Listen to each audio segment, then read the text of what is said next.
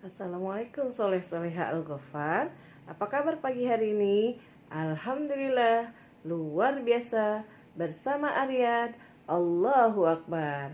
Alhamdulillah, Ibu berharap kalian tetap semangat ya, walaupun kita belajar dari jarak jauh.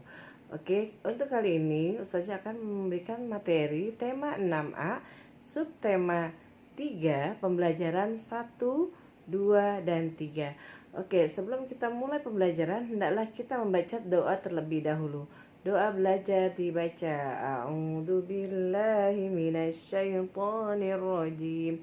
Bismillahirrahmanirrahim. Rabbi zidni ilma warzuqni fahma. Ya Allah, tambahkanlah ilmuku dan pertinggilah kecerdasanku. Amin ya rabbal alamin. Anak-anakku sekalian, setelah kita membaca doa, hendaklah kalian memperhatikan video yang akan Ustazah berikan kepada kalian. Ingat ya, catat hal-hal penting yang ada di dalamnya. Dan jangan lupa kerjakan soal-soal latihan. Tetap semangat ya, walaupun kita belajarnya jarak jauh. Oke? Yuk kita perhatikan videonya. Oke anak-anak, sekarang kita telah sampai di tema 6A, subtema 3, pembelajaran 1 sampai 3.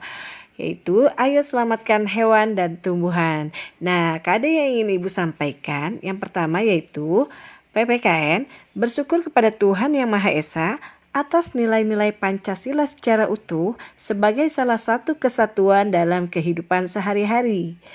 KD Bahasa Indonesia menyimpulkan informasi berdasarkan teks laporan yang didengar dan dibaca.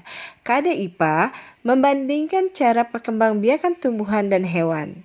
KD IPS mengidentifikasi karakteristik geografis dan kehidupan sosial, budaya, ekonomi, politik di wilayah ASEAN. Nah, yang terakhir yaitu KD SBDP, yaitu memahami patung. Kita lanjut ya ke muatan bahasa Indonesia. Di sini kita akan mempelajari tentang laporan. Apa itu laporan? Laporan adalah tulisan yang dibuat berdasarkan hasil pengamatan secara langsung. Berbagai informasi yang didapat dari pengamatan meliputi waktu, tempat, hingga proses ditulis ke dalam sebuah laporan. Oleh sebab itu, untuk memahami setiap informasi dalam laporan, cermatilah laporan dengan seksama. Nah, bagaimana sih cara langkah-langkah menentukan isi laporan? Nah, ada dua ya caranya. Yang pertama, kamu harus membaca dengan seksama sebuah laporan, dan yang kedua adalah menyimak laporan tersebut. Lanjut ya. Membuat kesimpulan berdasarkan teks laporan pengamatan yang dibaca. Ingat ya, untuk mendapatkan atau menceritakan informasi dari suatu laporan yang dibacakan, apa yang harus kita lakukan? Yang pertama yaitu mencatat informasi yang kamu anggap penting. Yang kedua, susun informasi menjadi paragraf yang padu atau sesuai. Yang ketiga, menggunakan kalimat efektif. Apa kalimat efektif? Kalimat yang dibuat sesuai kaidah bahasa Indonesia yang baik dan benar. Nah, itu anak-anakku ya, kalau kita ingin menyampaikan informasi yang kita dengar, hal-hal itulah yang harus kita perhatikan. Nah, kalau kita ingin membuat kesimpulan, apa sih yang harus kita perhatikan? Yang pertama yaitu menentukan ide pokok, yang kedua mencatat kata kunci, yang ketiga membuat pernyataan sesuai ide pokok dan kata kunci. Nah, dalam membuat kesimpulan hendaknya mengambil intisari atau informasi penting dalam teks, kemudian menyusunnya ke dalam pernyataan dengan kalimat sendiri. Nah, begitu ya anak-anak ya. Oke anak-anak, kalau begitu kita akan membuat kesimpulan berdasarkan teks laporan pengamatan yang kita baca. Kalian dengarkan baik-baik ya, Ustazah akan membacakannya. Berjudul Badak Hewan Langka yang Dilindungi. Oke, paragraf pertama. Badak merupakan salah satu hewan yang saat ini terancam punah karena banyaknya perburuan liar yang dilakukan oleh manusia. Bentuk adaptasi badak dari pemangsa adalah memiliki kulit yang keras seperti baju besi, serta cula yang tajam dan keras. Cula merupakan tulang yang tumbuh menyerupai tanduk pada hidung atau moncongnya. Cula badak sangat keras, tetapi sebenarnya cula itu terbuat dari bahan yang sama dengan rambut.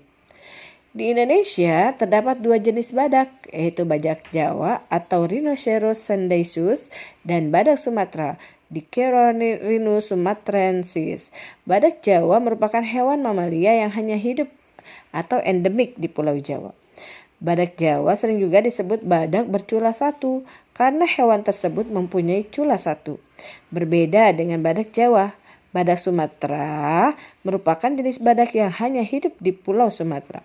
Badak Sumatera memiliki ukuran tubuh lebih kecil dibandingkan badak Jawa dan memiliki dua cula. Perburuan badak secara ilegal dilakukan bukan tanpa sebab. Menurut mitos yang beredar di masyarakat, cula badak dapat digunakan sebagai obat. Padahal hal itu belum terbukti secara ilmiah. Selain itu, ada juga yang membeli culak badak untuk dijadikan koleksi pribadi. Menurut data dari WWF, World Wildlife Fund for Nature, populasi badak bercula satu diperkirakan saat ini hanya tersisa 50 ekor dan kurang dari 300 ekor untuk badak Sumatera. Jumlah itu juga dapat berkurang lagi jika habitat badak terus diubah menjadi lahan perkebunan atau persawahan. Dengan demikian, kita harus melestarikan hewan tersebut. Kita dapat membantu menjaga kelestarian badak dengan cara menjaga lingkungan dan tidak membeli produk-produk yang terbuat dari anggota tubuh badak. Anak-anak, setelah kalian mendengarkan teks yang dibacakan Ibu, kalian harus mengerjakan halaman 7, 10, 9. Oke, selanjutnya kalian buka halaman ini 92. Di situ ada sebuah teks anggrek hitam tumbuh cantik yang hampir punah. Nah, kalian baca di situ dengan seksama dan kalian lihat di sini kesimpulannya, catat di kotak halaman 92 ya. Next. Nah, apakah di tempat kalian ada kebun binatang? Apakah kamu pernah berkunjung di sana? Nah, kebun binatang merupakan tempat hewan dipelihara dalam lingkungan buatan untuk ditunjukkan ke masyarakat. Selain sebagai tempat rekreasi, kebun binatang juga berfungsi sebagai tempat pendidikan, penelitian, dan tempat pelestarian untuk hewan langka. Nah, di sini ada beberapa cara pelestarian hewan di lingkungan sekitar. Kita harus tahu dulu ya, apa sih definisi dari kepunahan? Kepunahan adalah penghentian keturunan evolusi. Peristiwa kepunahan paling umum adalah hilangnya spesies. Nah, itu ya. Nah, apa sih penyebab terjadinya kepunahan hewan dan tumbuhan? Di sini kita lihat. Yang pertama yaitu kehilangan habitat. Yang kedua, polusi. Yang ketiga, penyakit. Yang keempat, perburuan liar. Yang kelima, kompetisi. Yang keenam, populasi yang menurun. Nah, ternyata dalam pelestarian hewan dan tumbuhan dapat dilakukan dengan dua cara. Yang pertama, pelestarian in situ, yaitu pelestarian di habitat aslinya. Contoh, suaka marga satwa, hutan lindung, taman nasional. Nah, pelestarian ex situ yang kedua adalah pelestarian ex situ, yaitu pelestarian di luar habitat aslinya. Contohnya kebun binatang, taman safari, kebun botani, penangkaran. Budada pasti yakin kalian pernah ke salah satu tempat yang Ustazah sampaikan barusan. Nah, di sini ada beberapa hewan langka yang ada di Indonesia yang hampir punah karena mungkin perkembangbiakan mereka yang terlalu lambat, terus populasinya, terus perburuan liar, ya kan? Oke, selanjutnya. Oke anak-anak, selain hewan, kita juga harus melestarikan tumbuhan di lingkungan sekitar.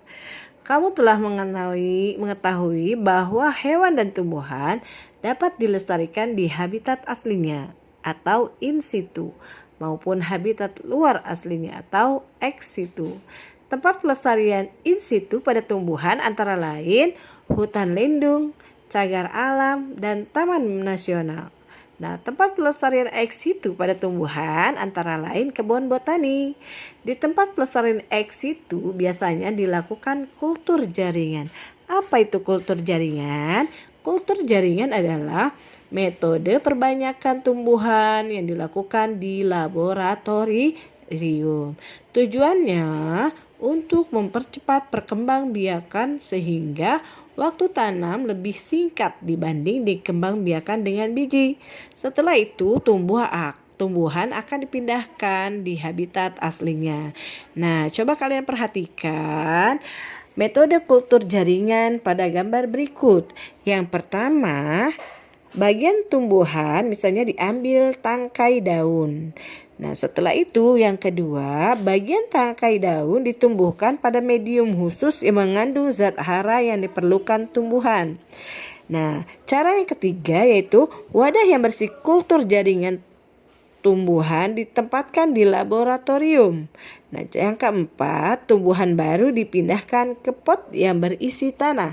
Setelah tanaman itu tumbuh besar, dia akan dipindahkan ke habitat aslinya. Nah, kalian harus tahu tumbuhan itu memiliki peran penting bagi manusia, salah satunya sebagai penghasil oksigen yang dibutuhkan makhluk hidup.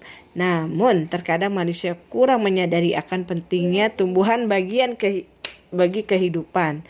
Untuk menyadarkan orang-orang di lingkungan sekitarmu tentang pentingnya tumbuhan, buatlah sebuah poster yang menarik. Ayo membuat poster melalui kegiatan berikut di halaman 94. Oke, anak-anak?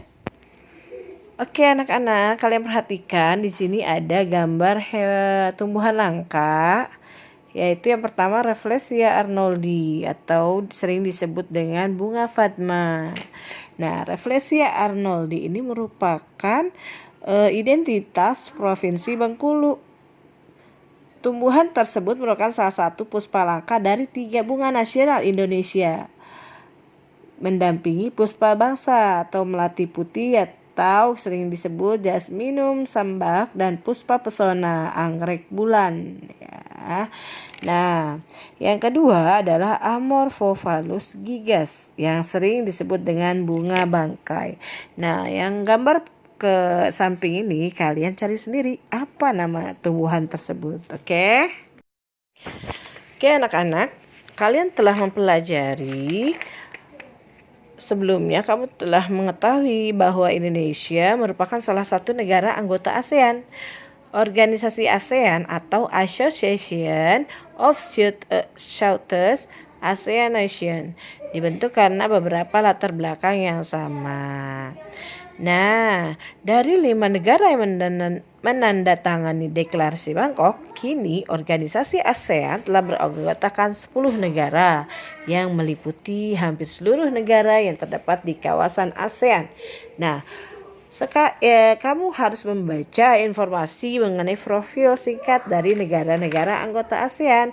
Ada di halaman 82 ya, 82, 83 sampai 84. Kalian membaca tugasnya, oke?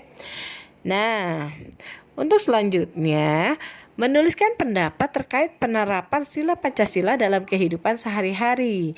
Nah, hewan di sekitar kita merupakan ciptaan Tuhan yang bermanfaat bagi manusia. Dimanfaatkan tenaganya seperti kuda, sapi, kerbau, dan lain-lainnya. Dimanfaatkan sebagai peliharaan seperti kucing, anjing, kelinci, dan ikan. Sikap menyayangi dan menjaga hewan perlu dibiasakan sejak dini. Nah, penerapan sila Pancasila dalam kehidupan sehari-hari yaitu sila pertama, yaitu kita dapat mensyukuri keberadaan hewan dan tidak menyakiti atau menyiksa hewan tersebut. Yang kedua, sila ketiga Pancasila dapat diwujudkan dengan turut menjaga kelestarian hewan-hewan khas Indonesia dengan tidak memelihara hewan langka yang dilindungi. Coba didiskusikan bersama keluargamu contoh kasus Nina yang ikut ibunya ke pasar pada halaman 88. Anak-anak, pada pembelajaran yang lalu kita telah membuat patung dari bubur kertas. Nah, sekarang kita agar lebih menarik dan lebih rapi, kalian harus mewarnai dan mendekorasi patung tersebut. Perajin patung biasanya mewarnai patung menggunakan satu cat akrilik atau pelitur. Nah, ini akan menghasilkan warna asli kayu. Nah, yang kedua yang digunakan untuk mewarnai yaitu cat air atau cat minyak. Biasanya dipakai untuk bahan dari gypsum. Nah, selanjutnya cat poster, cat besi, cat kayu biasanya untuk mewarnai patung bubur kertas. Ayo, warnai patung dari bubur kertas yang kamu telah buat dengan rapi agar terlihat lebih indah dan menarik. Agar warna patungmu merata dan tidak kusam, kamu dapat melapisi dengan warna putih terlebih dahulu setelah kering. Kamu dapat mewarnai kembali patungmu sesuai warna selera kalian. Lah, jangan lupa nanti difoto lalu dikumpulkan ke ustazah, oke? Oke anak-anakku, setelah kalian menyaksikan video yang ibu berikan tadi, ibu berharap kalian dapat memahami apa yang ibu sampaikan tadi. Ingat, selalu jaga kesehatan, tetap di rumah ya. Wassalamualaikum warahmatullahi wabarakatuh.